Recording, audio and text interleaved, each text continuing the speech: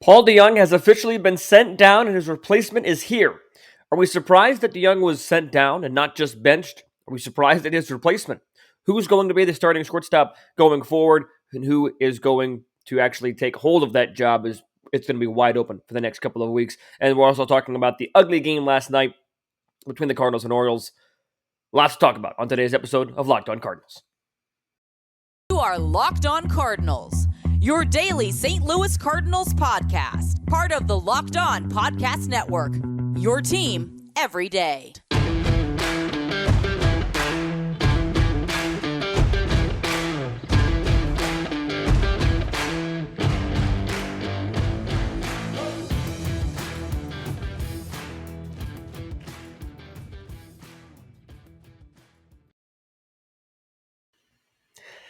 Hello and welcome to the Locked On Cardinals podcast for Wednesday, May 11th of 2022. I am Lucas Smith, host of the show at LJ Fastball on Twitter. Thanks for tuning in today and making Locked On Cardinals your first listen of the day. Today's episode is brought to you by BlueNile.com,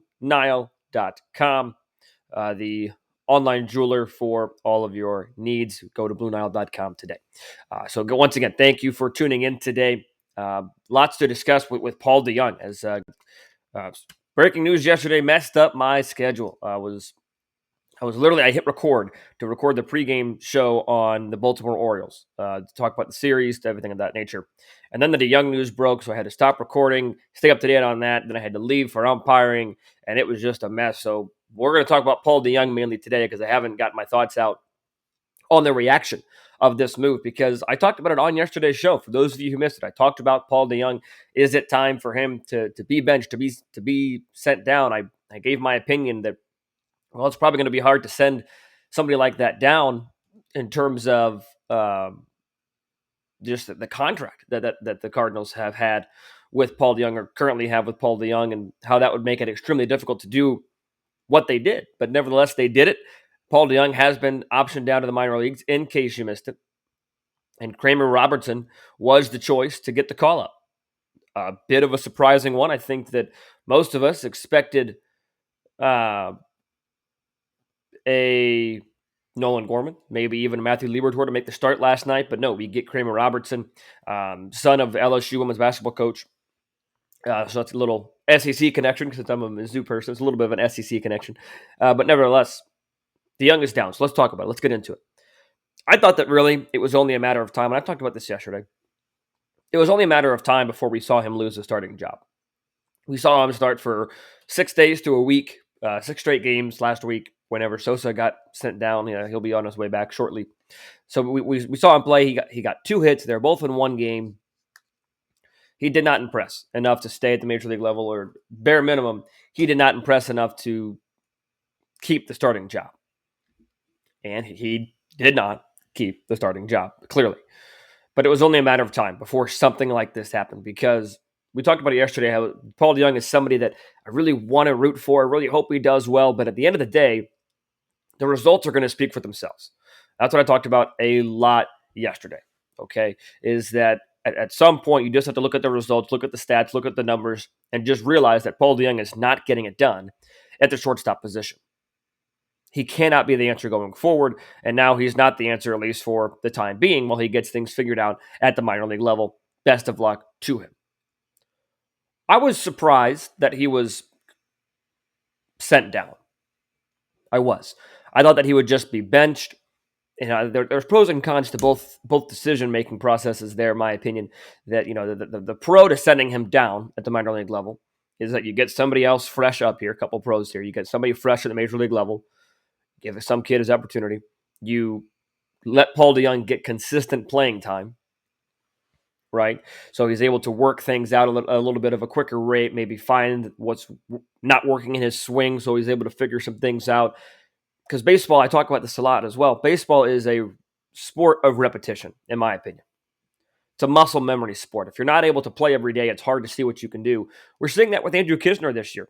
As he plays more often, he's able to get into a groove of things. He's able to impress us a lot more with more playing time. So all this to say, the pro for Paul DeJong being sent down, in his perspective, I know that's probably hard to find a pro from his perspective right now, is that he is going to be able to figure things out on a regular, consistent basis. He's going to have playing time down there. He's going to play every day. He's going to have the opportunity to figure his swing out, and I really do hope he does. I really do hope he does. And Locked On Giants, Ben Kaspick did the research here when I tweeted out to Locked On Cardinals Twitter. Said, thoughts on Paul DeJong being sent down to the minors. Locked On Giants responded. Ben Kaspick is the host there. Very interesting because he was right on the cusp of 5-year service time, at which point he could not be optioned without his consent. He entered the year with 4.127 years of service, 4.172 out of those 5 years. So he needed just 45 days on the active roster or injured list to reach 5 years. And yesterday was day 34. So Paul DeJong was 11 days away from not being optionable, according to the Locked On Giants podcast. So thank you to Ben Kaspick for the research there. That's an interesting note. Maybe the Cardinals were waiting as long as they could to send him down, to give him every opportunity, because Paul DeJong was given, no matter what your opinions are on Paul DeJong or thoughts on whatever, there's no denying that he was given every opportunity in the book to earn this job, to keep this job. He did the work in the offseason. He impressed a little bit, really a lot of it, in spring training. You saw some good things. You heard some good things. He was given starting reps from the get-go. He was promised, I think in November is what Derek Gold was reporting, that Paul DeJong, he was promised that he was going to be the starting shortstop on game one, barring injury.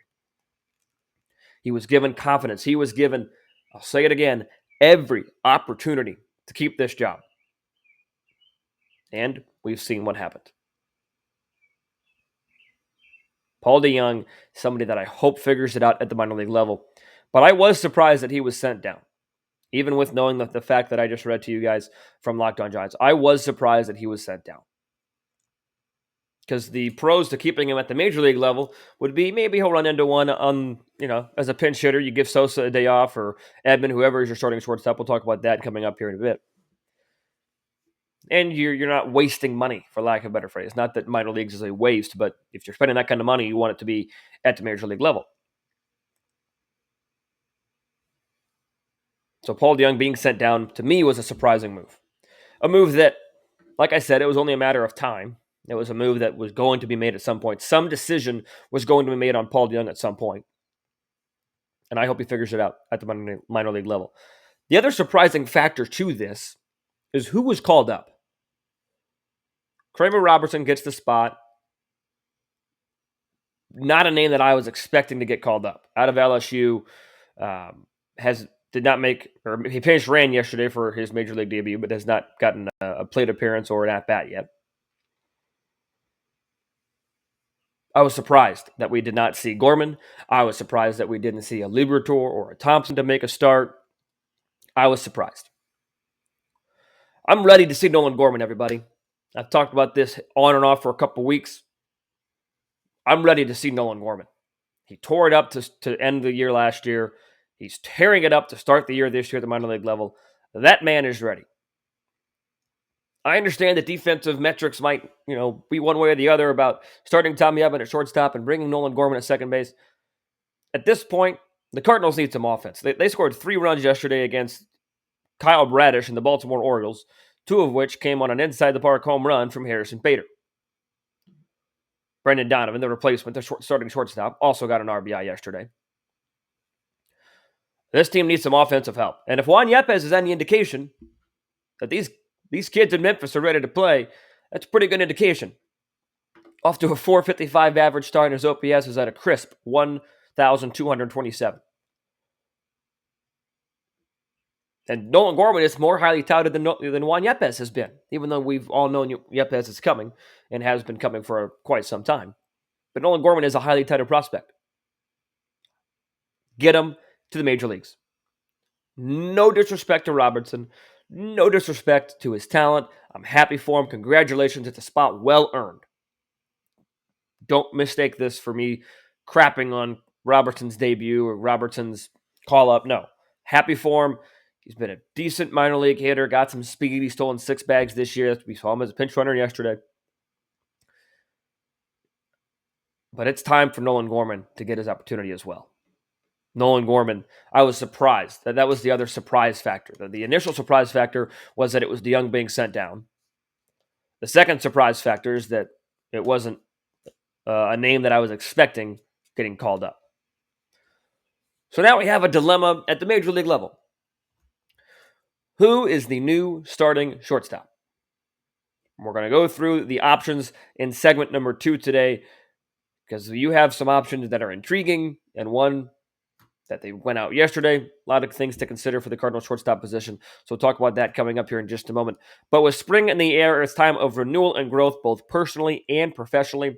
And as your small business grows, LinkedIn Jobs is here to make it easier to find people that you want to talk to faster and for free.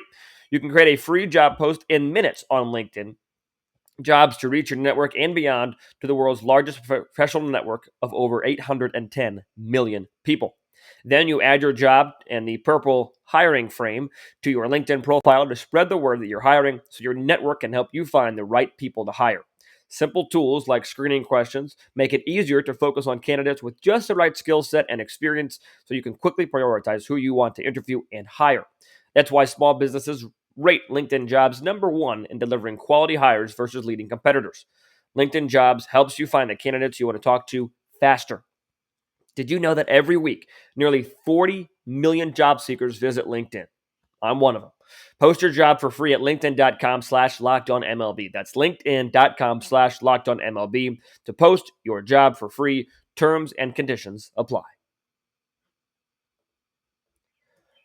Who's the new shortstop? Shortstop position for the St. Louis Cardinals over at least the 21st century has been a revolving door. You've got your Edgar Renteria, you've got your David Eckstein, Brendan Ryan for a time, Pete Kozma, Paul DeJong. You go back before DeJong, you've got Alemnis Diaz for a year or so.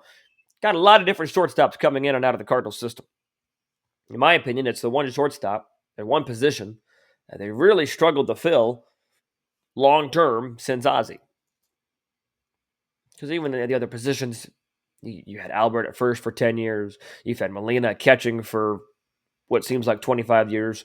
You've had long stints of Roland at third. David Freese was third. Nolan Arenado's going to be there for a long time now. Second base, you had Wong there for a long time. Center field, you had Edmonds for a while. Left field, you had Holiday for. So you have all these positions that you had long stints of anchors in the lineup, right? Shortstop has really been that one that you sit back and think it's been a revolving door. Yeah, Paul DeJong has been the main guy for some time, but even with Paul DeJong being that guy, you still got questions around Paul DeJong. There weren't too many questions with Matt Holliday. When Matt Holliday was left fielder, there weren't too many questions when Scott Rowland was your third baseman. Again, you're not going to run into these guys every other year, but you would think that you'd have a little bit more stability in a franchise like St. Louis at a position like shortstop. All that to say, all that little side soap opera rant to say, who's the new shortstop? Because your Cardinals have some options here. Tommy Edman, does he get shifted over? Do you bring in a second base? Do you put Brendan Donovan at second? Do you put Brendan Donovan at short, just like they did yesterday? I think Brendan Donovan's going to be the shortstop until Sosa gets up. Sosa is another option for shortstop. Even Kramer Robertson, middle infielder for the St. Louis Cardinals, could be an option to get a start at short every once in a while. But they talked about it yesterday. They as in Mosaic and Marmol, that once Sosa gets up, he's going to have the opportunity to get the starting job, which I don't have a huge problem with. I thought Sosa did a fine job in replacement of Paul DeJong last year. He's had a decent year this year. Again, it's going to be one of those cases with what can you do with consistent everyday reps, with consistent everyday playing time. But Edmundo Sosa is not a terrible option to have at short. Plain and simple, he's just not. He had a fine year last year. Defensively, there might be a couple question marks here and there, but like Mike Schilt talked about last year, and I know some of you might think that that's a negative that Mike Schilt was praising Edmundo Sosa. You simply just have a baseball guy at Edmundo Sosa, somebody who plays the game hard, plays the game right. Sosa will be a fine replacement at the shortstop position. If Sosa that guy long term, probably not. You would think that Tommy Edman would be more of a fit long term since Nolan Gorman is going to slide up into that second base position.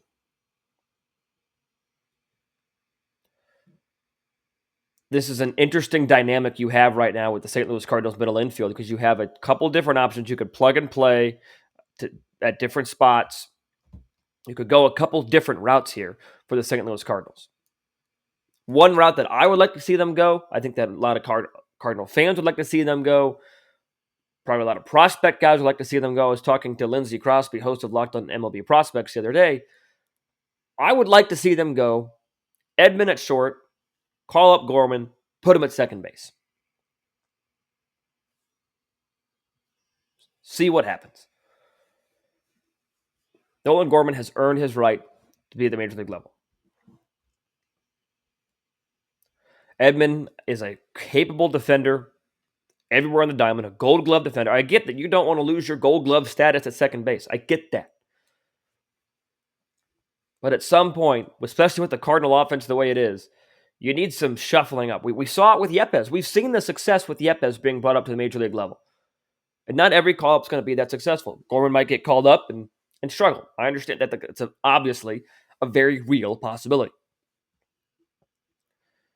But I would love to see Edman and Gorman up the middle at short and second. Now, what is likely going to happen? Donovan's going to be at short until Sosa gets called up. Sosa's going to get called up, and Edman's going to go back to second, which is not a terrible choice. It's not the worst choice, in my opinion. Maybe quote-unquote the worst choice, again, no disrespect, would be starting Robertson at short and Donovan at second, but that's obviously not going to happen. Edmundo Sosa, being the Cardinals' everyday shortstop, not a bad thing. I am content with that realistic possibility. I'm content with that happening. And I understand the thought process, the logic behind it.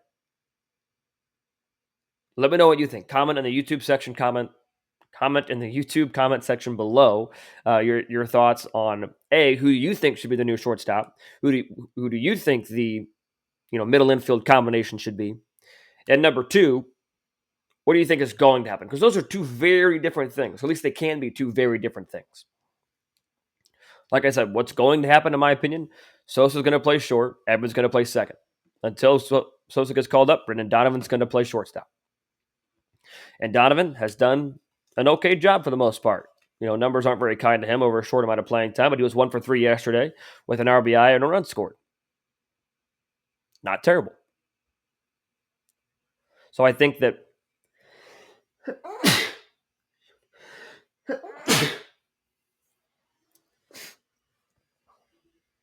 excuse me.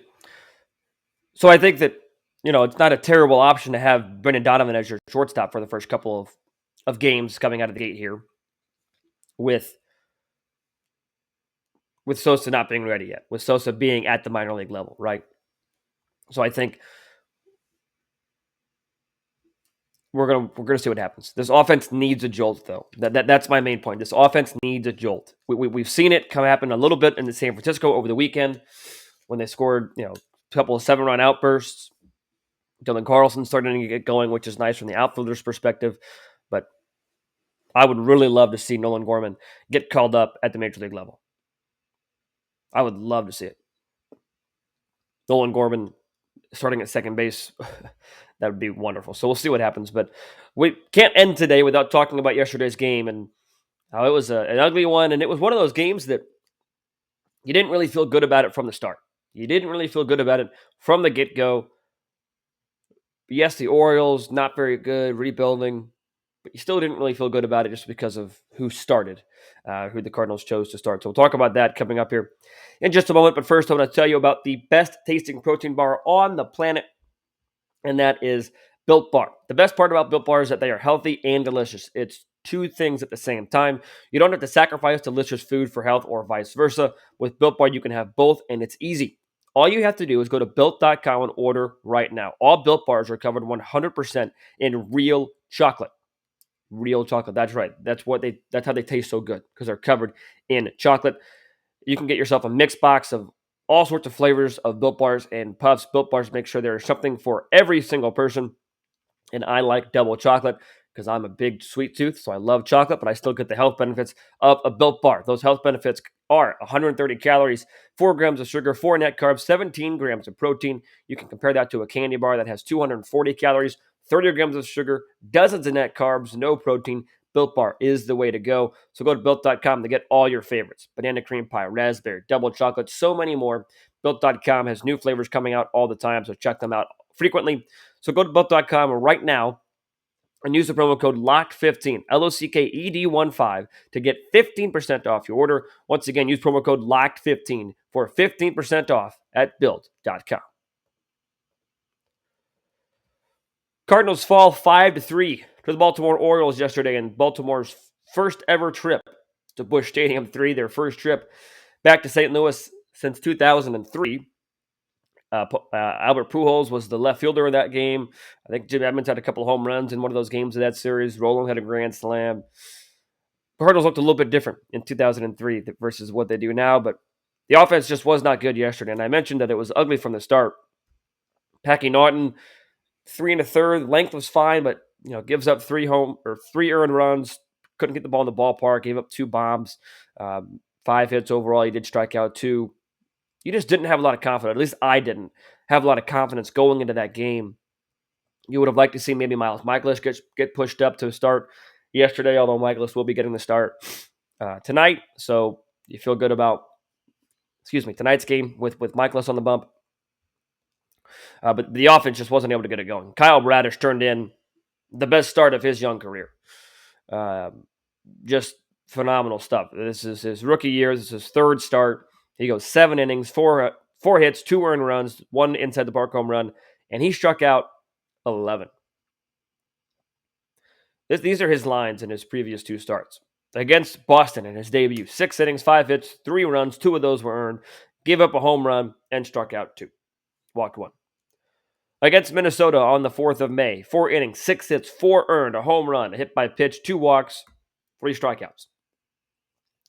Comes into the St. Louis Cardinals. Against them, 7 innings, 4 hits, 2 earned, a home run given up, and as I mentioned, 11 punch-outs. The offense was not good yesterday. You got the excitement from Harrison Bader, but they had 2 at-bats with runners in scoring position. They were 1 for 2, and they left 2 runners on base. That is not a lot of excitement. Not a lot of slugging. You got the Harrison Bader inside the park bomb, and then the Brendan Donovan home run in the 9th inning. 3 of their 7 hits were extra base hits, but they only had 7 hits. They were all by 7 different individual people. Edman 1 for 4, Goldschmidt 1 for 4, Yepez 1 for 3, Carlson, Molina, Bader, and Donovan all 1 for 3 as well. So yeah, you got some excitement at the bottom of the lineup with Bader and Donovan. That could be something fun to keep our eyes on for the future. But you still saw struggling performances from Tyler O'Neill. 0 for 4 with 3 punch-outs, and Arenado was sinking back down to earth, which is understandable. But he was 0 for 4 with a couple of punch-outs yesterday.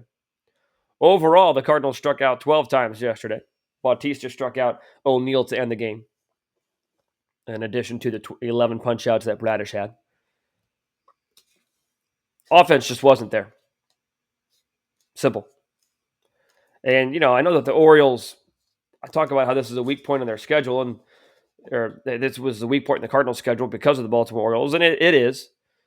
The Orioles are 13-17 right now, so it's not like they're the cellar of the American League like they were last year. They're not at the bottom of the league anymore. They're near the bottom. They're a bad team, don't get me wrong, but maybe they're better than what I give them credit for. Maybe. So looking forward, how do the Cardinals reset and get back on track tonight against the Baltimore Orioles? 6:45 Central Time is the first pitch from Busch Stadium. Miles Michaelis, as I mentioned, getting the ball for the St. Louis Cardinals. He looks to continue his impressive start. Not a lot. There are 2 players with an at-bat against Miles Michaelis. Rougned Odor, 1 for 1 with a home run, and Chris Owings is 0 for 1. No previous experience for the Cardinals against right-hander Spencer Watkins. He wears number 80, so that tells you all you need to know about Spencer Watkins in terms of, the players with those high numbers tend to not be super talented. Obviously outside of the fact of maybe Aaron Judge wearing number 99. But Spencer Watkins, for his career, in 21 games, 15 starts, has an ERA of 6.66. He's 2-7 with a whip of 1.61. So all signs would point to the Cardinals have a good offensive night tonight, although sometimes when you're facing a team for the first time, that benefits you as the pitcher. So we'll see if the Cardinals can not fall into that trap tonight. And then you're looking forward to tomorrow as well as a 12:15 is the first pitch tomorrow. TBD for the Baltimore Orioles. Really excited to see what Jordan Hicks can do in another start. He just needs to continue to taking steps forward. Plain and simple. I'm excited to see what Hicks can do. Cardinals need to win the next two. There's no ifs, ands, or buts about it. Get some momentum heading back before the Giants come into town. But playoff teams, and the Cardinals consider themselves a playoff team, and I do too, playoff teams don't get swept at home. They were able to avoid that with the Mets. Playoff teams don't lose series to non-playoff teams at home, by and large, especially to teams like the Orioles. Go out, find a way, get the job done. We'll see what the Cardinals are able to do tonight. My prediction is that they do win the next two games because of who they have on the mound, who the Orioles are setting out to the mound tonight. I think the Cardinals have a chance to be offensively successful. But I think the Cardinals are going to win on the backs of Miles Mikolas and Jordan Hicks. I think Hicks finally takes that next step forward. I think he's able to go 5. I think Mikolas continues his very strong 2022 campaign. So thanks for tuning in today. Make sure to make Locked On MLB your second listen with our pal Paul Francis Sullivan. But be sure to call him Sully. And I'll talk to you guys tomorrow about tonight's game. Hopefully it's another Cardinal winner. So until I talk to you then, be sure to stay safe, stay well, and have a fantastic rest of your day.